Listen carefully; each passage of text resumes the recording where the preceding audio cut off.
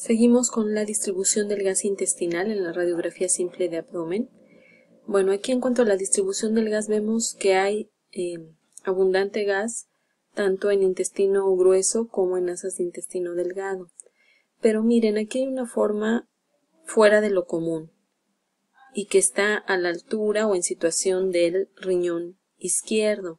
Si se dan cuenta, se ve una imagen aquí que termina como abruptamente en un piquito, pero si somos observadores tiene ciertas lobulaciones que dan la característica o que dan el aspecto de cálices y que esto fuera la pelvis renal y esto es parte del uretero. Entonces ese tipo de forma, ¿no?, que adquiere el gas puede también decirnos de manera indirecta que está afectado cierto órgano. En este caso, pues se trató de gas o aire en el sistema colector del riñón izquierdo. Eso me refiero con que tenemos que ser muy cuidadosos. ¿Por qué? Pues por una pielonefritis, por un absceso, hay que complementarlo con otro método de imagen. Otro de los aspectos importantes es fijarnos en las características de las estructuras óseas. En columna ya habíamos visto desde su alineación, el número de cuerpos vertebrales, la densidad, la forma de los cuerpos, de manera indirecta, bueno, también en los espacios intervertebrales, pero también el resto de los huesos y de las articulaciones que puedan salir en la radiografía simple de abdomen. ¿Por qué? Por ejemplo, cuando existen metástasis por cáncer de próstata, vamos a ver como unas lesiones que se les llaman osteoclásticas, que pueden presentarse a nivel de la columna vertebral. Los osteoclastos son unas células que se encargan de reabsorber, por así decirlo, el hueso. Entonces, en este caso, las metástasis de cáncer de próstata de tipo osteoclástico que aparecen en la columna vertebral lo veremos como imágenes radiolúcidas, como si se hubiera hecho o producido un hoyo en los cuerpos vertebrales. En el caso de las metástasis de cáncer de mama son lo contrario, son de tipo osteoblástico, o sea aquellas células formadoras de hueso, y en este caso veremos a nivel de la pelvis como zonas de mayor densidad, de mucho mayor densidad en el hueso que el resto del tejido óseo que lo rodea. Y tenemos también las metástasis asociadas a cáncer renal, que también son de tipo osteolítico, es decir, células que destruyen hueso y que podemos observarlas como imágenes radiolúcidas o como hoyos, por así decirlo, en la pelvis y en la columna. Entonces también va a ser importante observar los huesos para detectar la presencia de metástasis, ya sean que sean de mayor densidad del hueso o de menor densidad del hueso, es decir, de mayor densidad del hueso se les llamarán metástasis osteoblásticas y de menor densidad que del hueso serán metástasis osteoclásticas u osteolíticas. En esta radiografía, que es parte de una urografía excretora, como podemos ver, lo que llama la atención, miren, en las crestas ilíacas, se ven prácticamente como unas lesiones de tipo osteolítico, es decir, de destrucción de huesos, se formaron como una especie de hoyos en las crestas ilíacas, y estas son metástasis de tipo osteolítico que pueden asociarse a cáncer renal o a cáncer de próstata. Por eso es tan importante también observarlas. Otros aspectos a evaluar en las estructuras óseas son, por ejemplo, cuando sospechamos de urolitiasis o de litos en la vía urinaria, hay que pensar en alguna enfermedad metabólica o descartarla. Hay que también descartar osteoporosis o en el caso del hiperparatiroidismo síndrome de Cushing. En el caso de que observemos osteoporosis o nefrocalcinosis, también descartar la presencia de un hiperparatiroidismo. En el caso de que encontremos osteoesclerosis, es decir, cuando los huesos tienen una mayor densidad, también hay que pensar en una insuficiencia renal crónica. O cuando encontramos muy separados los huesos del pubis, hay que pensar en que se trata de una probable extrofia vesical, que bueno, eso prácticamente se ve en una radiografía pero de un bebé, ¿verdad? Cuando nace, cuando están muy separados los huesos del pubis, se debe de pensar en eso, en extrofia vesical. Miren, en esta radiografía simple de abdomen, lo que llama la atención es una calcificación del lado izquierdo, ¿verdad? Que pudiera corresponder a un lito, pues a lo mejor en el tercio proximal del uretero izquierdo.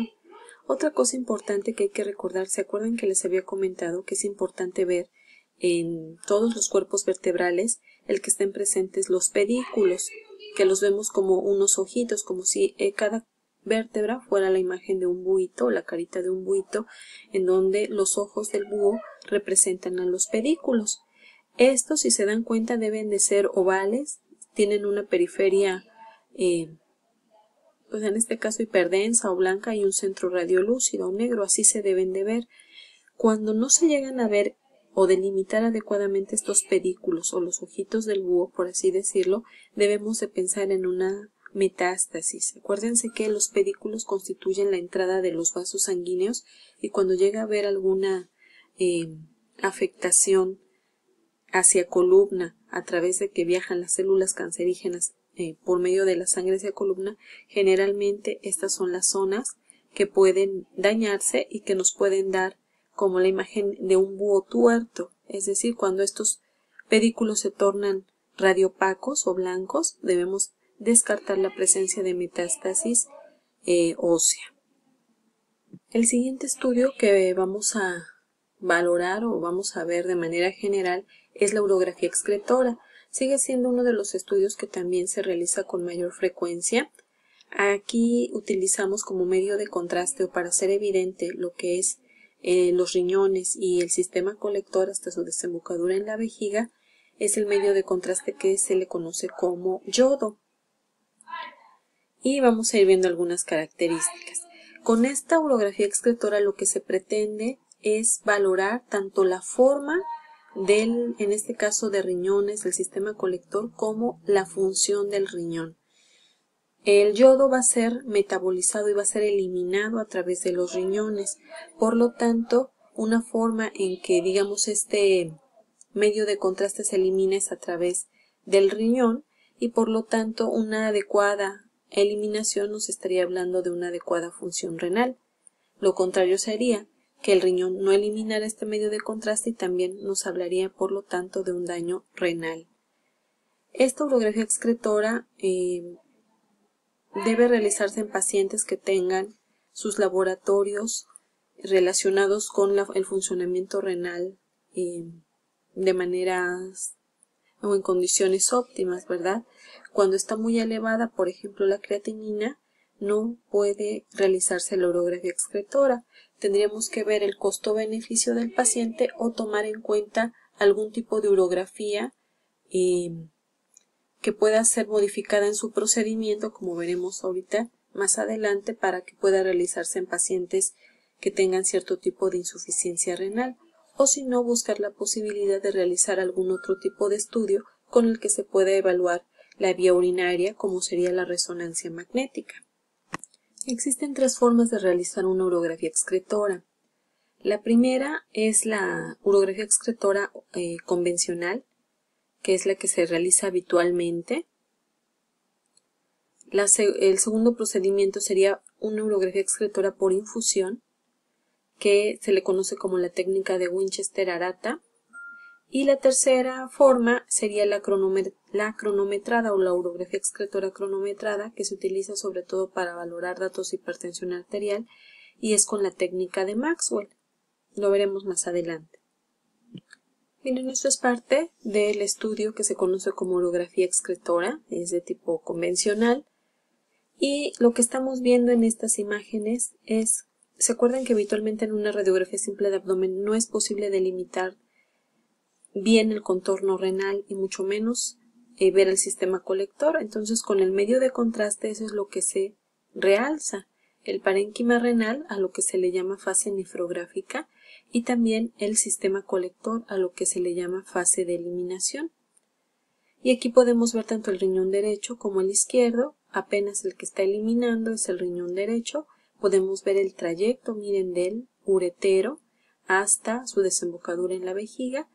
Lo habitual es solamente ver algunos segmentos del uretero, o sea, no verlo completamente, porque acuérdense que el uretero tiene peristalsis y esto hace que solamente lo veamos por segmentos. El ver completamente un uretero nos estaría hablando acerca de algún proceso inflamatorio a ese nivel. Fíjense que ya desde 1975 se decía de la urografía excretora que era un método que proporciona un método que, no instrumental, de visualización de los riñones, del sistema colector, los ureteros y la vejiga. Es la clave del diagnóstico radiológico de las vías urinarias. ¿Por qué? Pues porque desde ese momento era la única forma que se tenía de conocer tanto la forma del sistema urinario como su función.